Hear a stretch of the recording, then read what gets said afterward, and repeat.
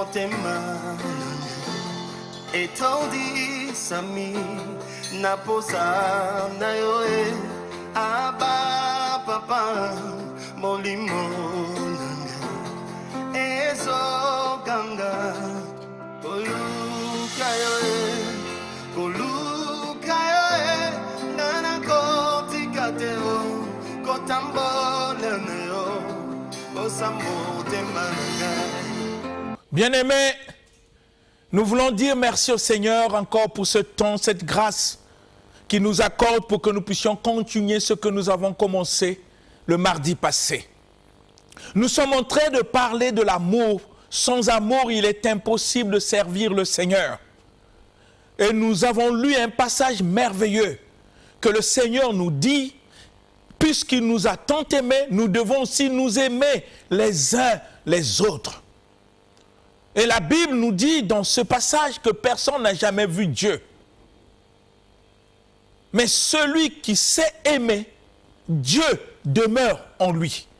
Et l'amour de Dieu dans sa vie est parfait. Voilà ce que Dieu nous recommande dans sa parole. Bien-aimés, on est chrétien, oui. Nous partons à l'église, oui. Nous sommes chantres, protocole. Occupés par le travail de l'église, oui, c'est une bonne chose, c'est pas mauvais. Mais nous devons comprendre la manière dont Dieu veut que les hommes puissent le servir. Afin que nous ne puissions pas le servir par nos pensées. Que nous ne puissions pas le servir par nos voix. Non. Dieu a inspiré la parole pour que nous puissions la lire et comprendre ce qu'il attend de nous.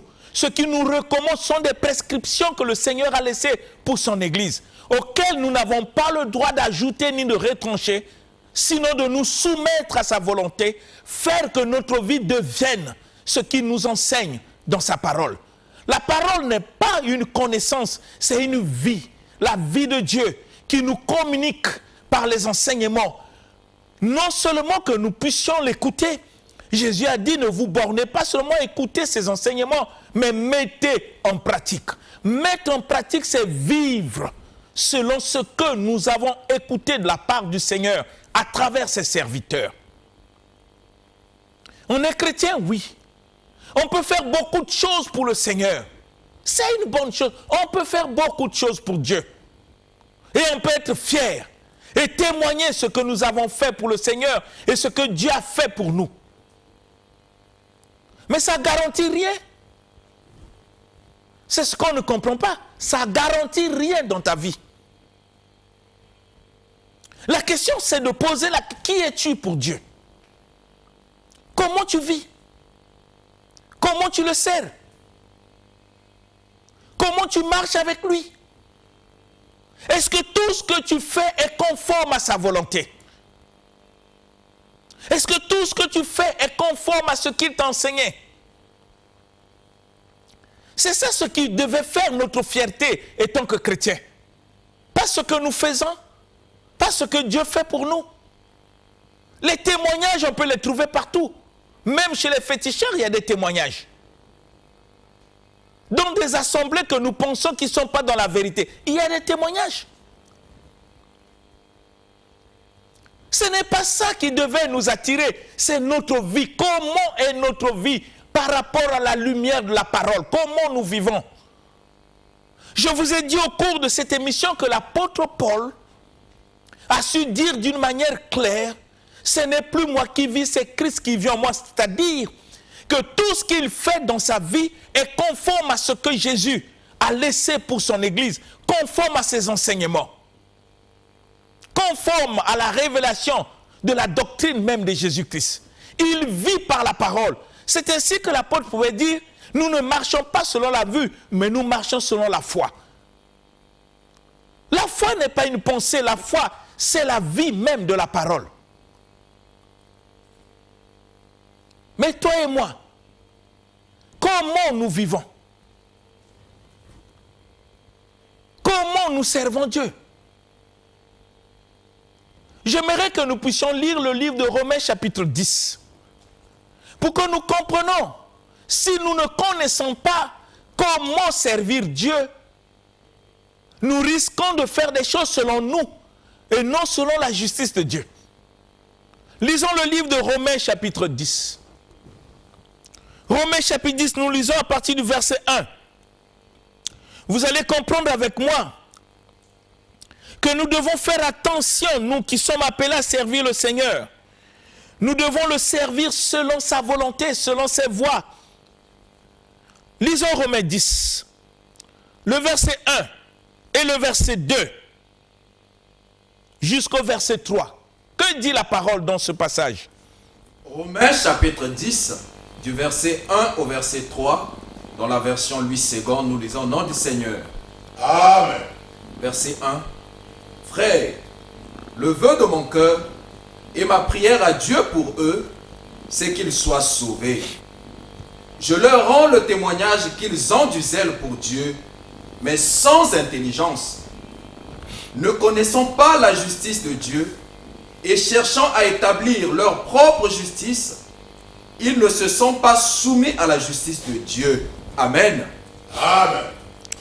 Bien-aimés, quand nous lisons ce passage, vous comprendrez avec moi, c'est le souci que l'apôtre Paul avait pour ses frères juifs.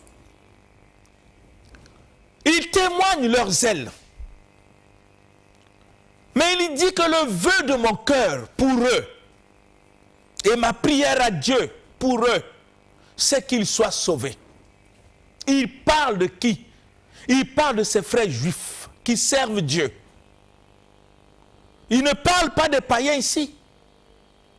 Il parle de ceux qui croient en Dieu. Mais il avait un souci dans le cœur. Parce que croire en Dieu, c'est bien. Mais comprendre la révélation de sa volonté pour le servir, c'est mieux. Et il y avait un problème. Il dit le vœu de mon cœur et ma prière à Dieu pour eux. Pour qui? Pour les frères juifs qui croient en Dieu, qui servent Dieu. Parce que Paul lui-même a traversé cette crise quand il était Saul de Tarse. Il pensait servir Dieu en persécutant l'Église. Jusqu'à ce que le Seigneur Jésus s'est révélé en lui, lui qui est miséricordieux, le Dieu plein de bonté. C'est comme ça que Paul constate qu'il y a des gens qui aiment Dieu. Il y a des gens qui veulent servir le Seigneur, ils sont tellement zélés, déterminés. Mais l'apôtre Paul regarde, il dit le vœu de mon cœur et ma prière à Dieu pour eux, c'est qu'ils soient sauvés. Il témoigne leur engagement. Il dit je leur rends témoignage qu'ils ont du zèle pour Dieu. Ils ont du zèle. Mais il y a un problème. Sans connaissance, sans révélation, ne connaissant pas la justice de Dieu, ne connaissant pas la manière dont Dieu veut que les hommes puissent le servir, ne connaissant pas pourquoi le Seigneur est parti sur la croix, comment nous pouvons le servir dans cette dispensation de la grâce. Il dit, ne connaissant pas la justice de Dieu, ils ont établi leur propre justice. Il y a une version que j'aime, il dit, ne connaissant pas la manière dont Dieu veut que les hommes puissent le servir, ils ont établi leur propre manière de servir Dieu. Ils ne se sont pas soumis à la manière dont Dieu veut que les hommes puissent le servir. Parce que Dieu a fait justice à la croix pour faire de nous des serviteurs et des servantes de Dieu. Mais nous ne devons pas le servir avec nos pensées. Parce que je n'ai cessé de le dire ici, que Dieu a dit, vos voix ne sont pas mes voix. Est-ce que tu m'écoutes? Tes pensées ne sont pas les pensées du Seigneur. Je peux être prédicateur, pasteur, je ne peux jamais avoir les pensées de Dieu. Parce que les pensées de Dieu me sont communiquées que par le Saint-Esprit. Pour me montrer ce que je dois faire pour la gloire du Seigneur. Oui, bien-aimé. C'était le souci du cœur de Paul. Ne connaissant pas la justice de Dieu, ils ont établi leur propre justice comme aujourd'hui. Nous voulons servir Dieu. On est zélé, on est déterminé. Mais Mais nous ne connaissons pas comment le servir. Et nous avons établi dans nos églises notre propre manière de servir Dieu. On ne s'est pas soucié de la manière dont Dieu veut que les hommes puissent le servir.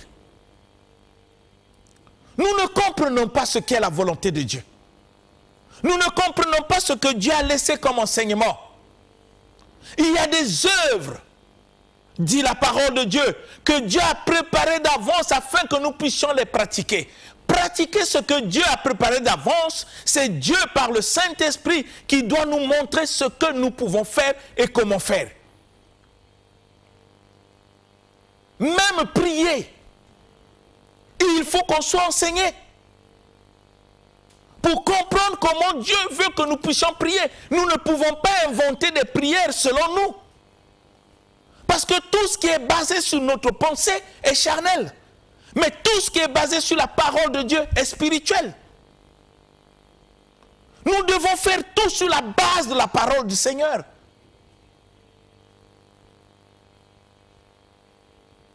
C'est ainsi que le Seigneur veut que l'amour puisse être parfait dans notre cœur. L'amour de Dieu.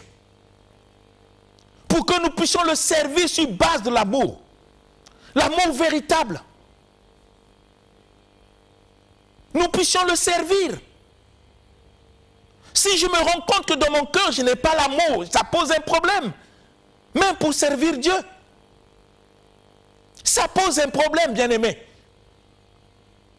Je peux faire beaucoup de choses pour le Seigneur, mais si je ne le fais pas sur base de l'amour, ce que je fais est inutile, n'est que vanité des vanités.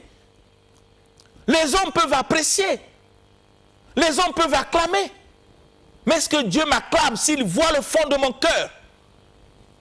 Parce que Dieu ne consomme pas ce qui est extérieur, il consomme ce qui est intérieur. Dieu voit le cœur. Il y a eu des gens qui adoraient le Seigneur, qui le louaient. Mais quand Jésus voit leur cœur, qu'est-ce qu'il dit? Ce peuple m'honore que des lèvres. Mais ceux qui ne voient pas le cœur penseront qu'ils sont zélés pour le Seigneur. Ils penseront qu'ils sont en train de servir Dieu. Mais Dieu, quand il voit le cœur, ils sont loin de servir le Seigneur.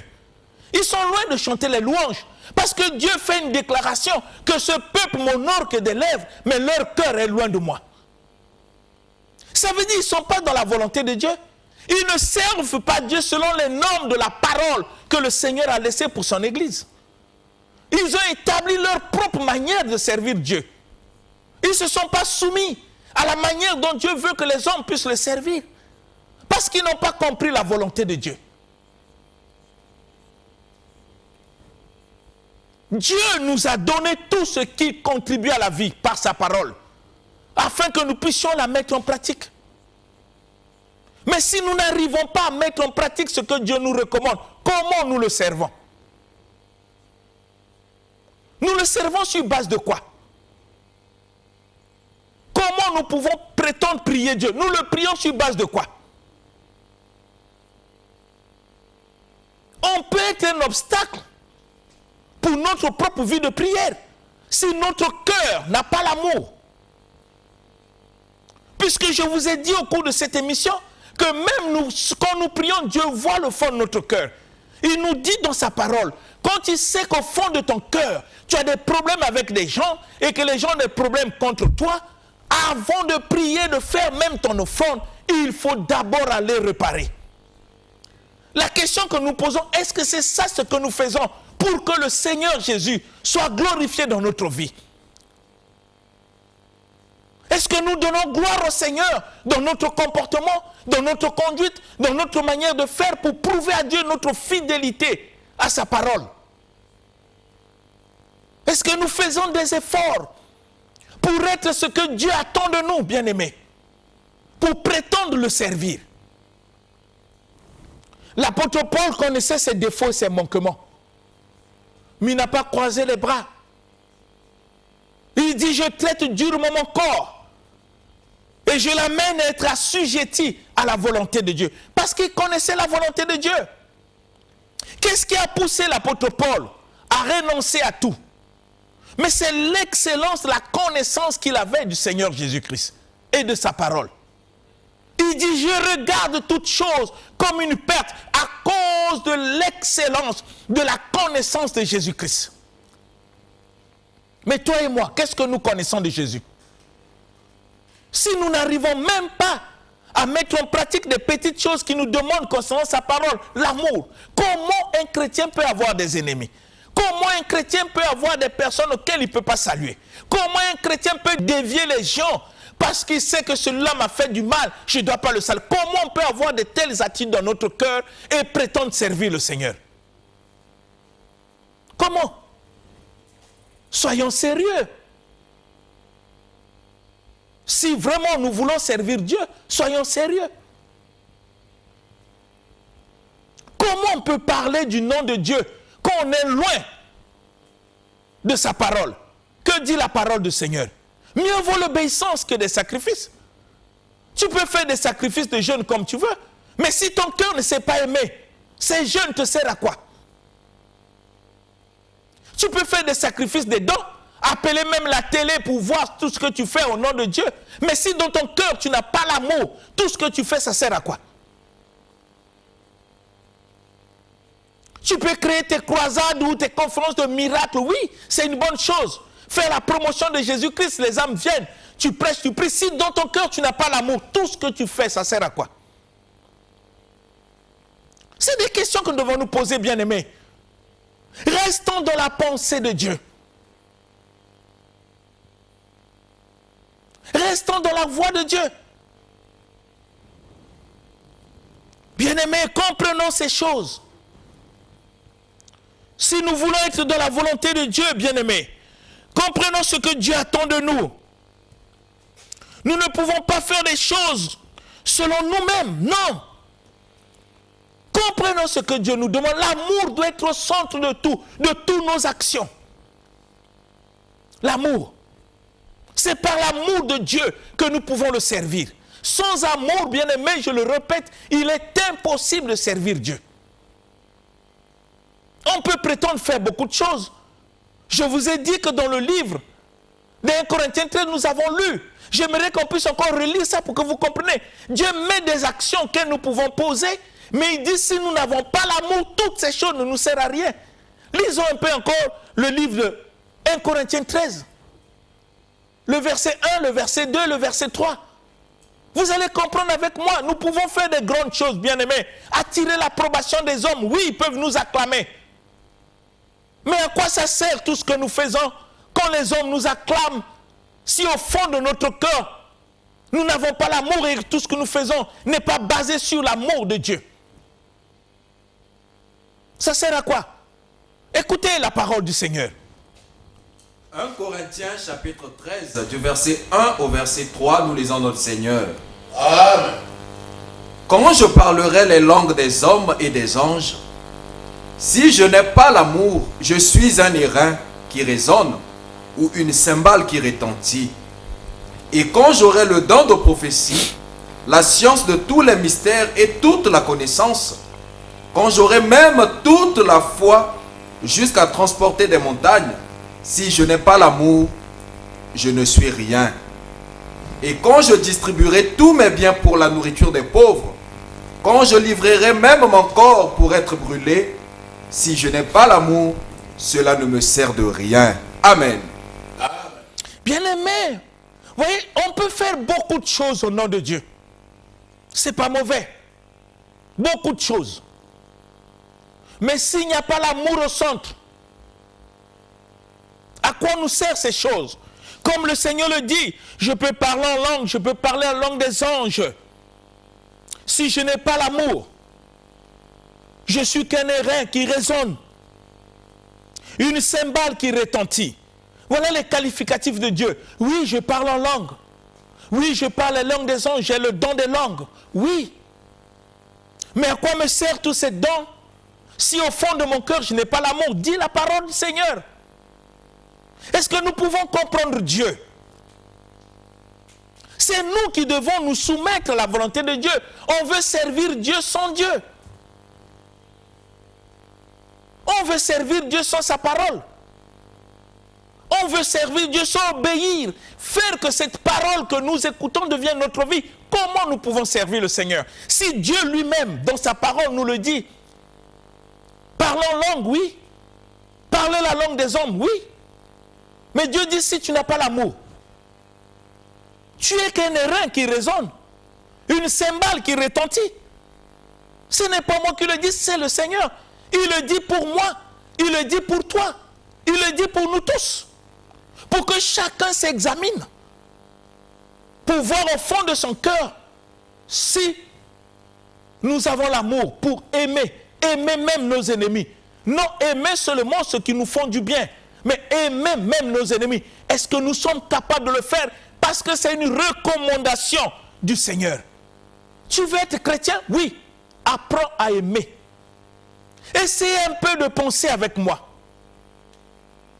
Si le Seigneur qui nous a tant aimés tenait compte de nos défauts, de nos manquements, posez-vous la question, qui sera sauvé? Dieu continue à t'aimer tel que tu es avec tes défauts. Même au moment où tu entends la prédication, tu sais que dans ton cœur, tu as des manquements. Mais Dieu continue à t'aimer. Et il te demande d'aimer aussi ton prochain comme lui t'a aimé. C'est ainsi que le Seigneur dit, à quoi sert de parler en langue, de manifester ces dons spirituels, si au fond de nous-mêmes, nous savons que nous ne savons pas aimer. Aimer, ce n'est pas seulement des frères et sœurs. Non, le Seigneur nous recommande dans sa parole, faites du bien à tous. Si même au sein de l'église où je prie, il y a des gens que je ne porte pas, à quoi me servent tous ces dons spirituels? Tout ce que je fais au nom de Dieu, ça sert à quoi? Si je ne sais pas aimer. Et le Seigneur continue, va plus loin, nous avons déjà lu ce passage. Et quand j'aurai le don de prophétie, vous savez dans nos églises, combien de gens aiment les gens de prophétie? Dieu me montre, Dieu me dit, Dieu me montre quelqu'un qui a, Dieu me fait. Les autres disent, oh Seigneur, parle. Oui, Dieu me montre, toi tu seras béni, toi tu seras la promotion. Dieu me montre, oui, c'est les prophéties. C'est pas mauvais. C'est des prophéties. Et Dieu met l'accent sur ces prophéties. Quand j'aurai le don de prophétie, la science de tous les mystères, je peux dévoiler les vies cachées.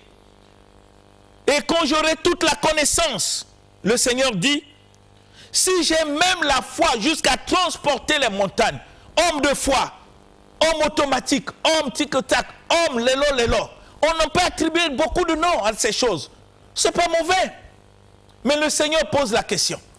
Si j'ai tout ça, j'ai la prophétie, j'ai la connaissance des mystères, je peux révéler ce qui est caché dans la vie des gens. Si j'ai la foi jusqu'à transporter les montagnes, dit le Seigneur dans sa parole, le Seigneur pose la question. Si je n'ai pas l'amour, si je n'ai pas l'amour, Dieu dit, je suis rien. Quelqu'un qui est rien, qu'est-ce qu'il peut donner aux gens? Les qualificatifs viennent de la parole. On ne peut pas être fier parce qu'on prophétise. On ne peut pas être fier parce qu'on a fait une démonstration de puissance. Parce que c'est ce que nous cherchons. Mais nous ne cherchons pas l'amour de Dieu dans notre cœur. Nous ne cherchons pas à aimer des personnes, même des personnes mauvaises. Nous avons lu au cours de cette émission le mardi passé que Dieu est bon envers les ingrats et envers les méchants. C'est ainsi qu'il fait lever son soleil sur les bons et les méchants. Parce que toutes ces personnes sont ses créatures. Bien qu'ils ne sont pas tous chrétiens, mais ils sont ses créatures. Mais nous qui avons pris l'engagement de le suivre, l'engagement de le servir, bien-aimés, nous devons briller pour être des modèles de sa parole par notre conduite. C'est ainsi que le Seigneur dit quand nous vivons sa parole, quand notre vie devient sa parole, qu'on sait aimer même nos ennemis, quand on fait exception de personnes dans l'amour, à partir de ce moment-là, Dieu peut dire que nous sommes la lumière du monde, le sel de la terre. On ne le devient pas en confessant, on ne le devient pas en citant les Écritures. Il faut que ça soit notre vie, dans notre conscience. Nous pouvons tromper tout le monde, mais pas notre conscience, pas Dieu. Quand nous parlons de la part de Dieu, nous devons savoir qui nous sommes pour lui. Dieu dit, tu peux posséder toutes ces choses. Avoir la foi, parler en langue, c'est pas mauvais. Révéler les vies des gens. Dieu me montre un tel, Dieu me montre, oui. Mais Dieu dit, si tu n'as pas l'amour, à quoi ça te sert tous ces dons?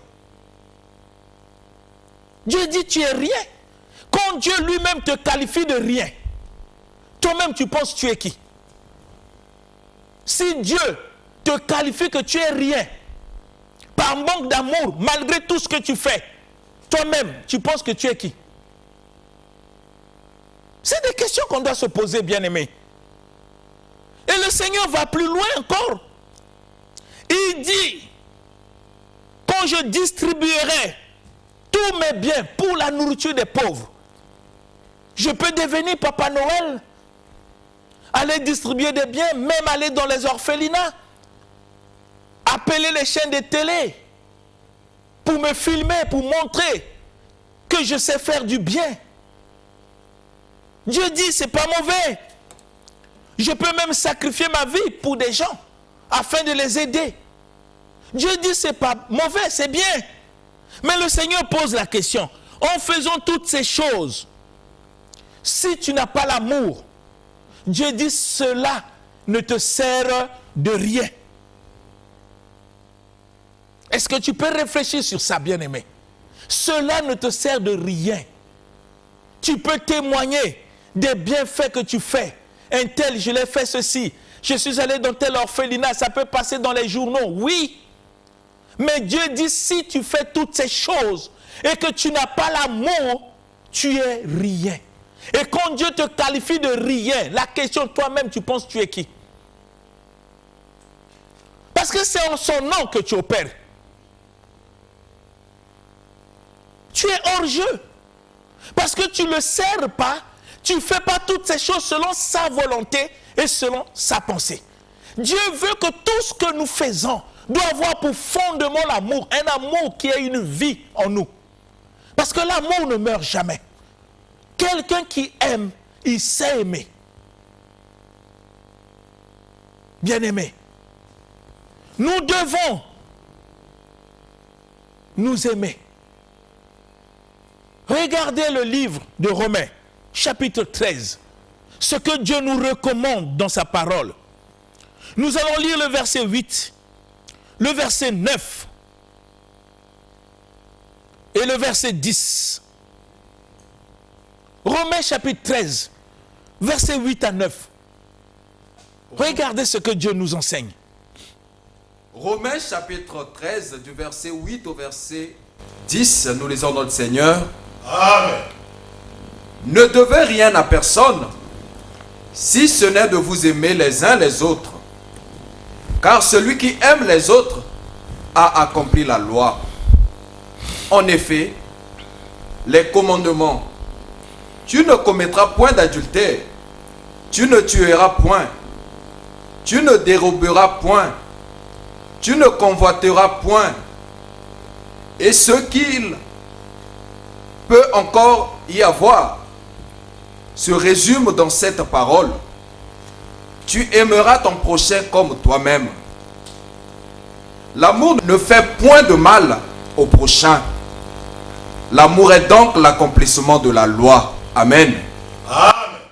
Bien-aimés, est-ce que vous pouvez comprendre ce que la parole nous enseigne? La parole nous enseigne ceci: ne devez rien à personne, si ce n'est de vous aimer les uns les autres. Ne devez rien à personne. C'est formidable. Si ce n'est de vous aimer, ça veut dire que la dette que je dois, c'est une dette d'amour. C'est une obligation. Je dois aimer, parce que le Seigneur me dit ne devez rien à personne, si ce n'est de vous aimer. Tant que j'aime pas, c'est que je dois. Dieu met l'accent sur l'amour. Ne devez rien à personne, si ce n'est de vous aimer les uns les autres, car celui qui aime les autres a accompli la loi de Dieu. dit la parole, celui qui aime, celui qui sait aimer les autres, a accompli la loi de Dieu. On n'accomplit pas la loi de Dieu en jeûnant. Fais les jeûnes de 21 jours, 30 jours, ça ne t'amène pas à accomplir la loi de Dieu. Si dans ton cœur, toi qui jeûnes, tu n'as pas l'amour, mais tes jeûnes servent à quoi? Tes jeûnes servent à quoi? Peut-être sur le plan scientifique. Pour consommer la graisse. Mais devant Dieu sur le plan spirituel, ton jeûne sert à quoi? Si tu ne sais pas aimer, ça va servir à quoi, bien-aimé? Avant de faire des choses de Dieu, il faut te poser la question, qui es-tu? Pose la question sur l'état de ton cœur par rapport à la lumière de la parole de Dieu, avant de faire les choses de Dieu, pour ne pas travailler en vain, pour ne pas faire un travail inutile. Parce que Dieu ne voit pas ce que tu fais extérieurement, mais Dieu voit ce qui est au fond de ton cœur. Qui est en train de faire cet acte? Est-ce que c'est une personne qui vit dans l'amour tel que je l'ai recommandé? Parce qu'on venait de lire le livre de Corinthiens, que le Seigneur dit, oui, tu peux parler en langue, tu peux distribuer tes biens, prophétiser tout en l'église, faire des miracles comme tu veux, avoir la foi jusqu'à transporter les montagnes. Et Dieu pose la question, si en faisant toutes ces choses, et que tu prétends faire toutes ces choses au nom de Dieu, au nom de Jésus-Christ, notre Seigneur et Sauveur, Dieu pose la question, si tu n'as pas l'amour, toi qui fais ces choses-là, ça te sert à quoi? Et Dieu dit, en faisant comme ça, sans amour, tu es rien. Et j'ai posé la question, si Dieu te dit que tu es rien, toi-même tu penses que tu es qui?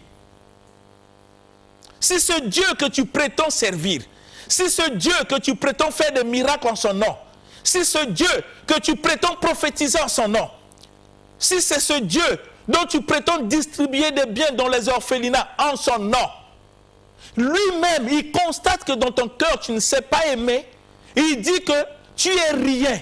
Et tout ce que tu fais, ça sert à quoi?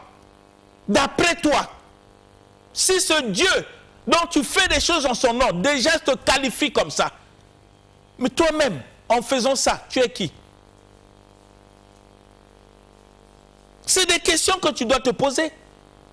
Parce que si le Dieu que je sers me dit qu'en faisant toutes ces choses et que je n'ai pas l'amour de mon cœur, ça ne me sert à rien, comment continuer? Comment je dois continuer à faire comme ça sans me replier pour dire non? Je dois avoir amour comme fondement dans mon cœur, savoir aimer même mes ennemis, pour que tout ce que je fais au nom de celui qui s'appelle amour, Jésus-Christ, puisse glorifier son nom. Si je ne prends pas conscience, je ne rentre pas en moi-même pour m'examiner, et je continue à faire des choses qui ne sont pas agréables à Dieu, même si les hommes m'acclament, vous ne voyez pas que je suis en train de perdre un temps? Ne faisons pas comme ça dans le Seigneur. Faisons des choses telles que Dieu nous a recommandées. Tu veux prophétiser? Tu veux donner des biens aux gens? Oui, rassure-toi que l'amour est au centre de ta vie et que tout ce que tu fais a pour fondement l'amour. C'est cette motivation de l'amour qui te pousse à faire des choses au nom de celui qui est amour, puisque la parole nous enseigne que Dieu est amour. C'est ainsi que le Seigneur dit, ne devez rien à personne, si ce n'est de vous aimer les uns les autres. Ne devez rien à personne. Pourquoi? Parce que celui qui aime les autres a accompli la loi de Dieu. A accompli la loi de Dieu. Comment tu as accompli la loi de Dieu dans ta vie? Comment toi tu as accompli la loi de Dieu dans ta vie? En faisant semblant d'aimer? Non. Aimer n'est pas semblant, c'est une vie. Et le Seigneur continue. En effet, tu ne commettras pas d'adultère. Tu ne tueras point. Tu ne voleras pas. Tu ne diras pas des faux témoignages contre ton prochain. Tu ne convoiteras pas. Et tous les commandements que Dieu a donnés dans sa parole se résument dans cette parole: tu aimeras ton prochain comme toi-même. Tu aimeras ton prochain comme toi-même. Et le Seigneur dit dans le verset 10, l'amour ne fait pas de mal au prochain. Et Dieu définit l'amour. L'amour est donc l'accomplissement de la loi de Dieu. C'est pas merveilleux ça? L'amour est donc l'accomplissement. Pour que je sois un homme accompli dans le Seigneur, il faut que je puisse aimer. Il n'y a pas une autre voie, bien-aimé. Ne te trompe pas. Dieu veille sur sa parole. Vous allez comprendre que même quand Jésus a envoyé ses disciples prêcher l'évangile, ils ont prêché l'évangile, bien-aimés. Mais la parole de Dieu était prêchée avec puissance. Et la Bible nous enseigne que Dieu confirmait sa parole. Il ne confirme pas les pensées des apôtres, mais il confirme sa parole par des miracles. Quand cette parole est prêchée, quand cette parole est vécue, quand cette parole devient notre guide tel que lui le veut, Dieu confirme sa parole. Je veux que nous puissions réfléchir tous. Comment je sers Dieu? Dans quel état de cœur? Est-ce que je suis un homme d'amour? Est-ce que je suis une femme d'amour? Est-ce que je fais toutes choses selon la volonté de celui que moi je sers, mon Seigneur Jésus-Christ? Est-ce que je marche selon ses traces et ses recommandations? Bien-aimés, réfléchissons pour que nous ne puissions pas servir Dieu dans l'aveuglement et qu'on soit surpris au dernier jour. C'est maintenant que nous devons réfléchir. C'est maintenant que nous devons rentrer en nous-mêmes pour voir nos actes. Est-ce que tout ce que nous posons comme acte devant des personnes, des frères et sœurs, émane de l'amour qui est au fond de notre cœur, cet amour que Dieu nous donne? Dont lui-même il est amour. Si tu fais des choses du Seigneur, tout en sachant que dans ton cœur tu n'as pas l'amour, il y a des gens que tu critiques, il y a des gens que tu calomnies, que tu ne veux pas faire voir, que tu salues par hypocrisie, par semblant, tu es en train de perdre ton temps. Parce que Dieu n'est pas dans ces choses. Et j'aimerais que tu réfléchisses pour revisiter ta vie, pour que tout ce que tu poses comme acte devant le Seigneur ne puisse pas être inutile, comme le Seigneur lui-même a dit dans sa parole. Que ça soit ainsi pour notre vie, pour ta vie, pour la vie de tous. C'est au nom de Jésus-Christ que j'ai ainsi parlé. Amen. Amen. L'émission Parole de vie avec le pasteur Lévi Nikwe, chaque mardi à partir de 17h10 sur DRTV International. Papa, motema etondi sami naposa na yoe aba papa